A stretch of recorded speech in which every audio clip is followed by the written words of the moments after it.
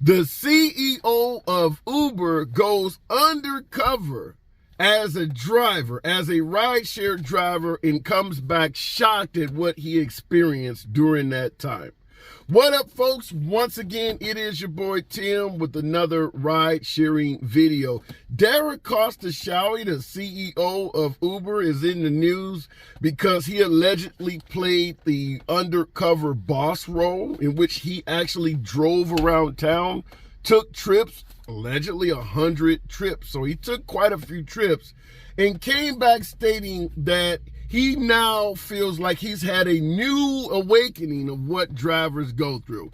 Before I call bullshit, we're going to let you hear what he stated, some of the things he actually came across in his trip. Now, according to the CEO, Mr. Costa-Showy, he maintained a 5-star rating the entire time. So he did 100 trips, maintained a 5-star rating. Whoop-de-doo, big deal. But listen to what he came back and said. He said he would actually go to bed anxious at night, anxious about maintaining a 5-star rating. He was so worried about passengers giving him a negative review that it would literally affect him after he went to bed and went home at night. So I want to start out by asking you drivers, what is your rating? Particularly my veteran drivers, guys who've been on the road for a number of months, if not years. Yours truly, I've been off and on for 2014, so we're talking almost 10 years off and on as a rideshare driver between jobs and things like that. My rating is 4.7 or something like that. But I want to ask you folks, what is your rating? And better yet, how concerned are you that it is not a 5.0 rating? In my humble opinion, the hell with that rating. The only way you're going to maintain a 5.0 rating is to do a hell of a lot of shit that is unprofitable, or do things for passengers that not only are not always in your best interest, not financially profitable for you, some of them may be outright illegal. And I'm going to talk about that in a future video, such as putting more passengers in your car than you have seatbelts for, putting young children in the car without a car seat, things like that. Passengers going to ask you to do that are not in your best interest, may even be against the law. And if you don't do it, they're going to ruin your damn 5-star rating. So understand, as a driver, trying to maintain a 5.0 rating is not in your best interest. These passengers will run the hell all over you and take from you as much as they can if they sense a weakness like your ass is chasing a 5.0 rating. The hell with that rating. You cannot spend ratings to pay your rent, to buy groceries. Ratings will not put gas in your car. So if you're going to drive chasing stars in ratings, understand it's going to affect you financially to begin with. In addition to suggesting that he was afraid of his ratings, he came out and flat out stated he was also surprised at how damn rude passengers are. Of course, he didn't use the profanity, but he stated he was surprised at how unpleasant and rude passengers were to us. Well, some of that is likely the blame of his predecessor, Travis Kalanick, the first CEO of Uber, because they made promises to the passengers and filled the passengers' heads up with what can only be referred to as a bunch of bullshit, such as telling folks that the drivers in rideshare and an Uber driver can make up to $90,000 a year. That is what they were telling us drivers back when we started in the early days. If drivers are making $90,000 a year, it would make sense for a passenger to complain about the quality of the car they're being picked up in. Why don't you have, USB chargers and things like that? Why don't you have satellite radio available for me? You guys are making a fortune. Hell, look at how much they charged me for this trip.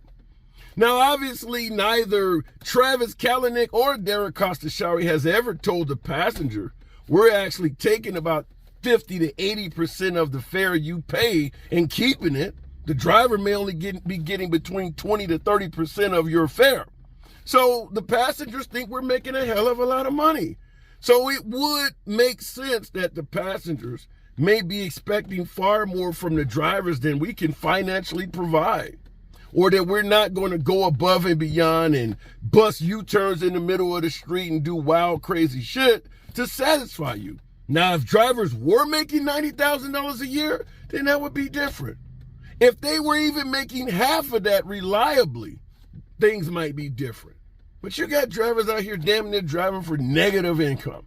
But I wanted to ask you folks that in regards to your rating, because here you got the CEO suggesting that when he took the undercover boss role and drove as a rideshare driver, one of his biggest concerns was the ratings. I really hope anyone that's been driving in rideshare for any length of time, and I mean as short as a month, understand that if you chase ratings, you're going to lose money. You're going to do things you don't like, you don't want to do, and as I stated before, some of those things will be illegal. The passengers are going to request all kinds of shit from you.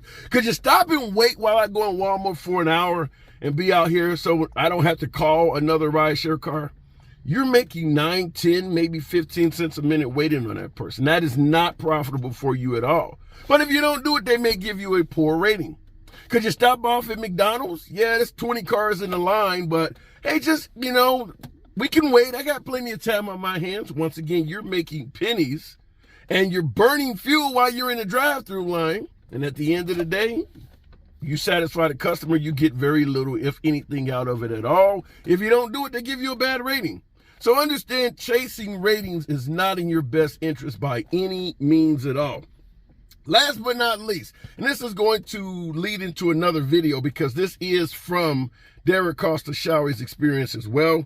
He pointed out, in addition to unpleasantness from passengers, rudeness, no tips, big fucking deal. We know about why there's no tips. No tips, late arrivals, and of course, requests to stop in convenience stores and drive-thrus and things like that, which I already mentioned. But once again, the no tip issue, which is significant with us drivers, we certainly live for tips, is once again the fault of the original CEO of Uber, Travis Kalanick or whatever the hell his name was.